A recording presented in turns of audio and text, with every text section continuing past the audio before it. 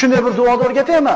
Shu duoni o'qisangiz, g'am ham ketadi. Har qancha katta bo'lmasin, Alloh taolo uchun hech narsa emas sizning g'amingiz. Va qarzingiz har qancha katta bo'lmasin, Alloh uchun hech narsa emas. Faqat ixlos bilan ijobat bo'lishiga ishonib turib ochishni kerak bu duoni. Har rostla o'rgating dedi. Payg'ambarimiz nima o'rgatyapti? Agar shuni aytsangiz, Alloh hamma yo'g'ingizni hal qilib beradi. Allohga rahmati bo'lsin Rasululloh sollallohu alayhi vasallamga. Uzot sollallohu alayhi vasallam aytdilar, tong ottirsangiz yoki kechkirgizsiz, ya'ni ikki mahal, ertalab va kechki payt. Faqat iymon bilan, e'tiqod bilan ijobat bo'lishiga ishonib turib, Parvardigoro, men sendan g'am va qayg'udan panoh tilayman.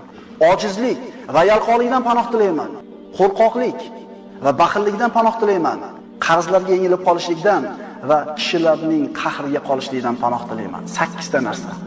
Abu Umoma aytadi, Allohga qasam, shu duoni davomiy aytdim, Alloh g'amlarimni ham ketkizdi, qarzlarimni ham uzdi deydi.